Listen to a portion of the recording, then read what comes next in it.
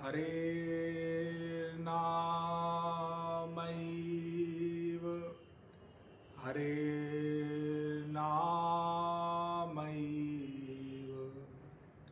हरेर्नामैव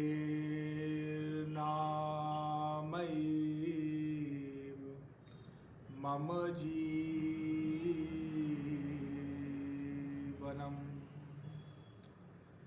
कलौ नास्तेव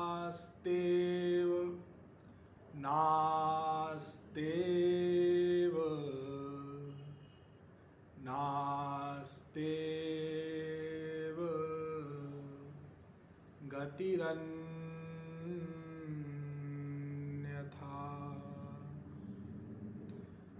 नमः कमलना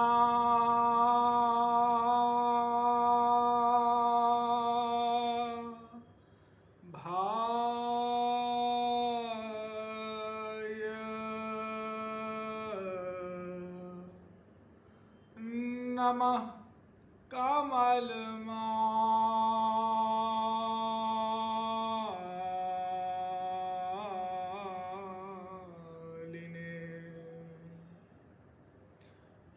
नमः कमलपादाय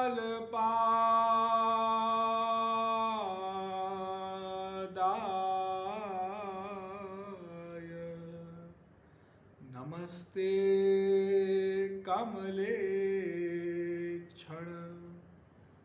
यो ब्रह्माणं विदधाति पूर्वं यो वै वेदांश्च प्रहिणोति तस्मै ताहं वादेवमात्मबुद्धि प्रकाशं मुमुक्षुर्वै शरणमहं प्रपद्ये। वृंदारक वृंदवंद आनंद कंद सच्चिदानंद परब्रह्म श्री कृष्ण चंद्र चरण पिपासु जीवात्मा। सुखदेव परमहंस से राजा परीक्षित ने प्रश्न किया। प्रश्न ही प्रश्न किए हैं, लेकिन सर्वप्रथम प्रश्न क्या किया उन्होंने, जब उनको पता चला कि मुझे 7 दिन में तक्षक सर्प डस लेगा। शमीक मुनि के आश्रम में गए थे, आपको कथा मालूम ही है। और जब शमीक मुनि उनके बुलाने पर उनकी समाधि नहीं खुली तो उन्होंने मरा हुआ सांप शमीक मुनि के गले में डाल दिया। लौटते लौटते जब उनके पुत्र को पता चला तो उन्होंने श्राप दे दिया परीक्षित को। तो जब परीक्षित को पता चला कि मुझे तो तक्षक सर्प डसेगा, 7 दिन में मेरी मृत्यु हो जाएगी, तो वे गंगा तट पे आ करके और एकांत में बैठ गए कि अब तो मुझे देह त्याग करना ही है, तो मैं केवल जल पी करके रहूँगा और यहीं बैठूँगा। अब चाहे तक्षक सर्प आज ही आकर के क्यों न डस ले, लेकिन अब मुझे राजपाट से क्या मतलब। उन्होंने अपने पुत्र जन्मेजय को सब राजकार्य तो पहले ही सौंप दिया और जा करके गंगा के किनारे और भगवान के ध्यान में बैठ गए। जब पता चला सब और ऋषि मुनियों को कि इस प्रकार की घटना हुई है और हमारे राजा नहीं रहेंगे, तो तमाम ऋषि मुनि आ करके और मिलने लगे, आने लगे। तो जब ऋषि मुनि इकट्ठा हो गए, एकत्रित हो गए सारे के सारे, तो महाराज परीक्षित ने उनसे प्रश्न किया कि मेरे कल्याण का मार्ग बताइए आप लोग। मेरे कल्याण का मार्ग क्या है, साधन क्या है, इसके विषय में कुछ बताएं, क्योंकि मैं तो 7 दिन में मृत्यु को प्राप्त हो जाऊंगा। तो ऋषि मुनि एक दूसरे की ओर निहारने लग गए और ये प्रश्न कर ही रहे थे, इतने में ही सुखदेव परमहंस वहां उपस्थित हो गए। तमाम स्त्रियों और बालकों से घिरे हुए सुखदेव परमहंस, जो कि भगवान के समान ही दिखाई पड़ते थे, वैसा ही उनका देह दिव्यकांति युक्त तो परमहंस हैं। तो वो वहां पर आए और उनसे प्रश्नों की झड़ी लगा दी। सारा भागवत क्या है, परीक्षित के प्रश्न और सुखदेव के उत्तर ही तो हैं। तो पहला प्रश्न किया कि मरणासन्न व्यक्ति को क्या करना चाहिए। जो व्यक्ति मरने जा रहा हो, जिसकी मृत्यु निकट हो, उसको मालूम है उसको क्या करना है। तमाम साधन तो वो कर नहीं सकता और 7 दिन का ही समय मुझे मिला है, तो ऐसे में क्या करना है। तो सुखदेव परमहंस ने उत्तर दिया, संक्षेप में मैं आपको बताऊंगा। उन्होंने कहा कि देखो, जब किसी को यह पता चल जाए कि उसकी मृत्यु निकट है, तो उसको सब स्थानों से मन को हटा करके माता पिता भाई बहन परिजन सगे संबंधी, ये धन यश, ये राजपाट, यहाँ तक कि अपने देह की भी आसक्ति त्याग करके एकमात्र श्री हरि में मन को लगा देना चाहिए। हाँ, यही एकमात्र कल्याण का मार्ग है। और केवल मृत्यु निकट आने पर ही नहीं कि मृत्यु निकट आ रही हो, कोई बुढ़ा गया हो, उसको डॉक्टर ने कह दिया कि भाई अब तो तुम बहुत कम दिनों के लिए हो, ऐसा नहीं। जीवन पर्यंत यही अभ्यास करते रहना चाहिए कि मृत्यु जब आवे तो हमारा मन भगवान के चरणों में हो। हाँ, जब मृत्यु आए तो भगवान के श्री चरणों में मन हमारा लगे, ऐसा अभ्यास, ऐसा प्रयास उसको निरंतर करना चाहिए। निरंतर। ऐसा कब हो सकेगा? ऐसा तभी हो सकेगा जब वह जीवन भर सत्संग करेगा। यदि जीवन में सत्संग नहीं करेगा, विषय भोग में ही लगा रहेगा, संसार के संतों की सेवा नहीं करेगा, शास्त्रों के विषय में श्रवण नहीं करेगा, भगवान की आराधना नहीं करेगा, तो फिर अंत समय आने पर भगवान में मन लगा देना ये बहुत कठिन होगा। इसलिए जीवन पर्यंत उसको भगवान की भक्ति करनी होगी, करनी चाहिए। और यह भी बताया कि देखो, भगवान की भक्ति करने में 3 चीजें प्रमुख हैं। क्या? पहला है स्मरण, दूसरा है कीर्तन और तीसरा है श्रवण। ये 3 भक्ति बताई परीक्षित को। तस्माद् भारत सर्वात्मा भगवानीश्वरो हरि श्रोतव्यः कीर्तितव्यश्च स्मर्तव्यश्च चेच्छथा वयम्। अर्थात हे परीक्षित, तुम स्मरण करो भगवान का। स्मरण माने ध्यान करना। स्मरण माने ध्यान करना, भगवान का ध्यान करो। भगवान के लीला, उनके नाम रूप लीला गुण धाम का कीर्तन करो। हाँ, और साथ में श्रवण भी करो। देखो, श्रवण भक्ति अभी आप लोग जो कर रहे हैं वो क्या है? श्रवण भक्ति। आप लोग सुन रहे हैं भगवत विषय, इसको कहते हैं श्रवण भक्ति। दूसरा है कीर्तन, जब भगवान के नाम रूप लीला गुण धाम और संत, इनके विषय में जब हम चिंतन करते हुए, स्मरण करते हुए और उनके लीलाओं को बोलते हैं, उनके नाम को भगवान के बोलते हैं, उसको कहते हैं कीर्तन। और एक होता है स्मरण, इसमें खाली मन से ध्यान होता है भगवान का, बस और कुछ नहीं होता। तो 3 प्रकार की भक्ति बताई सुखदेव ने परीक्षित को, और ये बताया कि देखो, मेरी भी निर्गुण निराकार ब्रह्म में रुचि थी। अर्थात 2 प्रकार के ब्रह्म होते हैं ना, अब मैं बहुत डिटेल नहीं करूंगा। जिसको डिटेल सुनना है वो मेरे प्रवचनों में जाके सुन ले। मैंने कई बार बोला, हाँ यहाँ पे मैं संक्षेप में, क्योंकि मुझे किसी और वस्तु पर, किसी और चीज पर प्रकाश डालना है। तो दो ब्रह्म होते हैं ना, ब्रह्म एक है लेकिन उसके दो स्वरूप होते हैं। एक है निर्गुण निर्विशेष निराकार ब्रह्म, एक है सगुण सविशेष साकार ब्रह्म। द्विविधम ही ब्रह्म अवगम्यते मूर्तं चैव अमूर्तं च।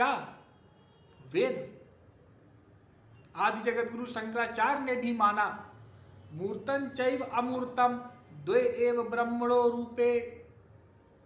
तो दो ब्रह्म होते हैं, तो इनमें से किसकी भक्ति करनी है, किसकी भक्ति की जाए? हाँ, सगुण साकार की भक्ति बताई। अरे किसका नाम रूप लीला गुण धाम का कीर्तन करें, किसका श्रवण कीर्तन स्मरण करें? ब्रह्म का चिंतन करें कि भगवान सगुण साकार भगवान का करें? तो सुखदेव ने कहा सगुण साकार भगवान का करो।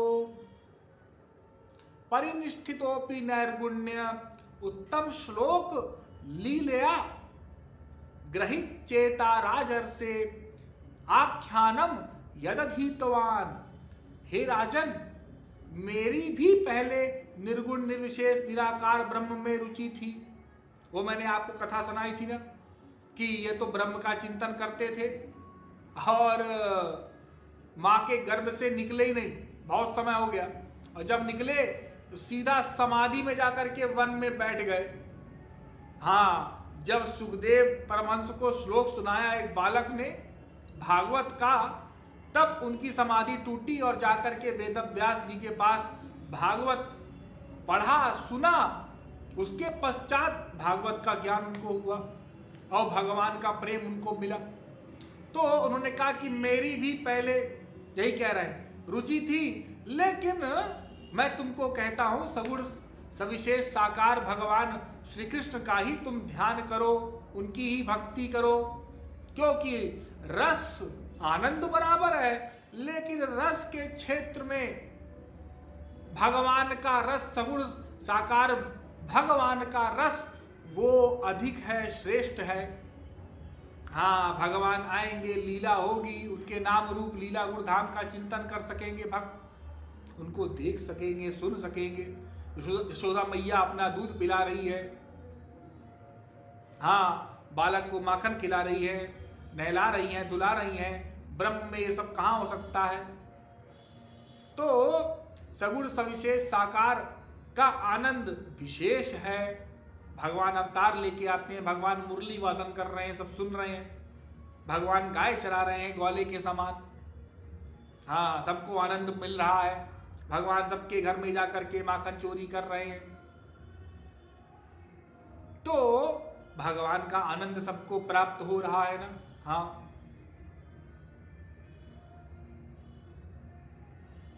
तो भगवान का नाम रूप लीला गुण धाम का चिंतन ये कलयुग में कई संतों ने बताया है, और यही सुखदेव परमहंस कह रहे हैं, एतन निर्विद्यमाना ना मिच्छता मकुतो भयम योगिनाम नृपनिर्णेतम हरेर नामानुकीर्तयन।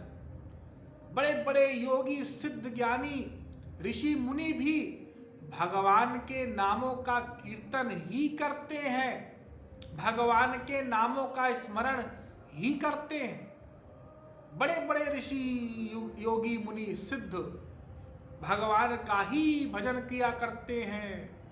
इसलिए कलयुग में यही है, कलयुग केवल नाम आधारा। हाँ, हरे नामैव नामैव नामैव मम जीवनम, और कलौ नास्तेव नास्तेव नास्तेव गतिरन्यथा। कलयुग में एकमात्र हरि नाम ही है जो भव सागर से पार करा सकता है। हरि का नाम ही भगवान से मिला सकता है, और कोई मार्ग नहीं है। कलियुग योग यज्ञ नहीं ज्ञाना, योग यज्ञ ज्ञान कलियुग में नहीं है। हाँ, और युगों में था, लेकिन कलयुग में नहीं है। कलयुग में केवल हरि नाम ही है जो माया से पार करा सकता है, भगवान से मिला सकता है, दुख निवृत्ति कर सकता है, सुख की प्राप्ति करा सकता है। और कोई मार्ग नहीं है, और कोई उपाय नहीं है, ऐसा समझो। तो भागवत से लेकर के रामायण तक सब शास्त्रों में, वेदों में हरि नाम कीर्तन का महत्व बताया गया है। और कलयुग में जितने संत हुए हैं, चाहे तुलसी हो, तुलसीदास हो, चाहे मीराबाई हो, सबने हरि नाम स्मरण करके बताया, कीर्तन करके बताया।